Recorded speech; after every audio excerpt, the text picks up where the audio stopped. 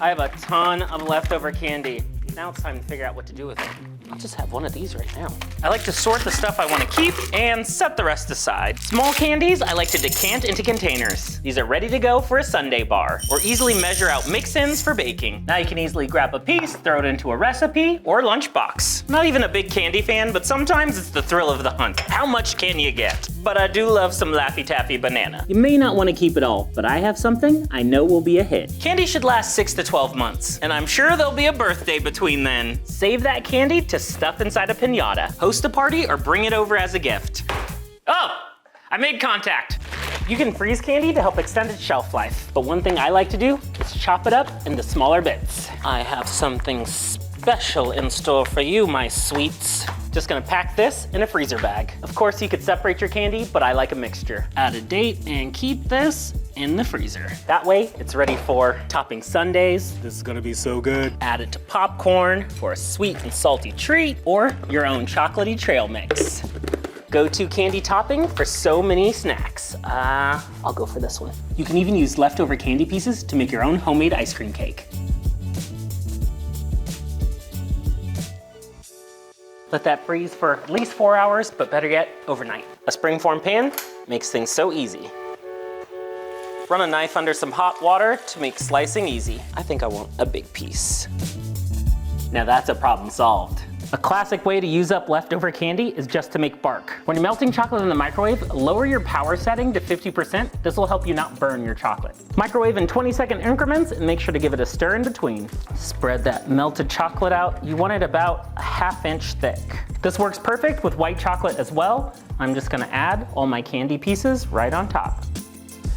You can go crazy, add anything from your pantry like pretzels, even chopped nuts. No rules, that's how it should be in the kitchen, right? No rules. Happy candies, little happy candies. Just make sure all those candy pieces are nestled in that chocolate so they stick. Delicious way to enjoy leftover candy. Sweet chocolatey B-roll. Thank you.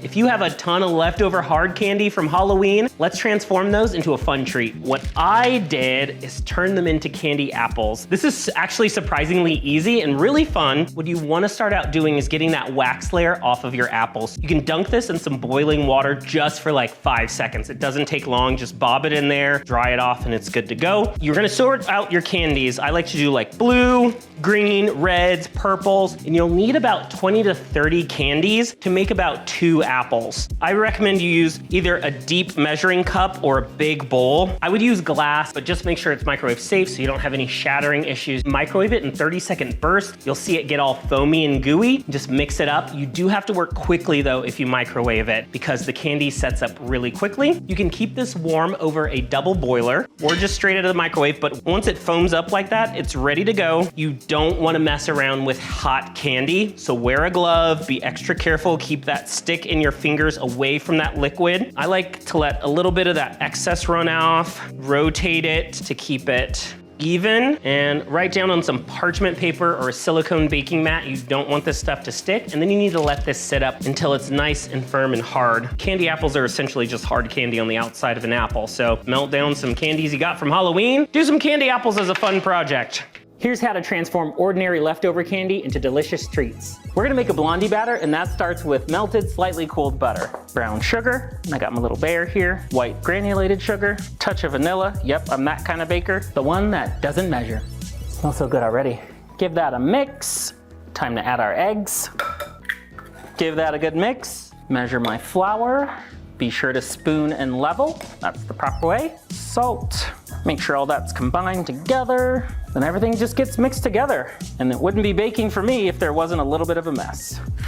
Let's prepare our baking dish with some parchment paper. But first, the trick is to spray the pan before you put the parchment in.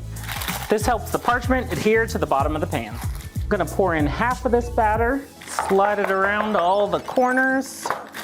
I'm gonna chop up a little bit of this leftover candy. Anything really works. Your favorite chocolate bars are great. Peanut butter cups. I'm gonna add this in the middle. You can use whatever your favorite blondie recipe is. A little more on the top, and we're ready for the oven.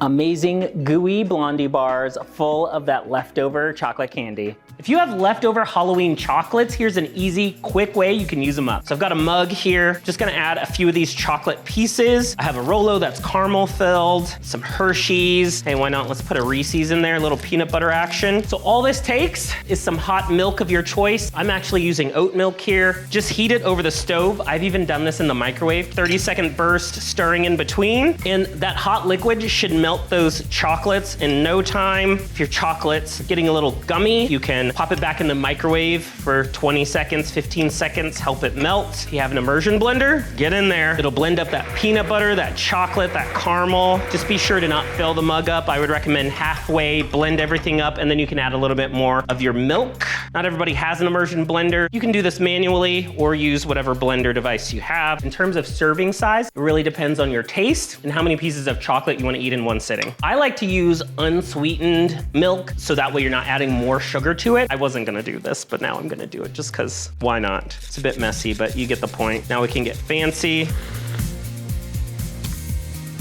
Put a Reese's in your hot chocolate. This is literally so good. If you have leftover gummy candies from Halloween, I wanna show you how to transform those into a classic treat. I have green and yellow in here. Instead of a muddy color, it's nice to sort them. Red, orange, yellow. You can mix those together. So it'll be a little bit of a mix of flavors. All I'm doing, putting these in a microwave safe container, something like a glass measuring cup, and then just covering those gummy bears. There's about a half a cup to start out with. Covering those with water. You want enough to cover and then maybe just another splash or two more. This will dilute it so it's not so super sweet, but it'll still turn it into a thick, really good gummy flavored syrup. So this goes in the microwave for about 30-second burst until it's all melted. So what this is a snow cone machine. These can be really inexpensive.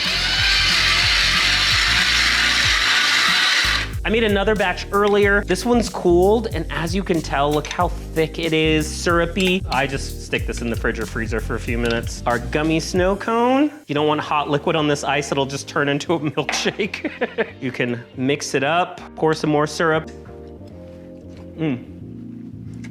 That's fun. Burn freeze.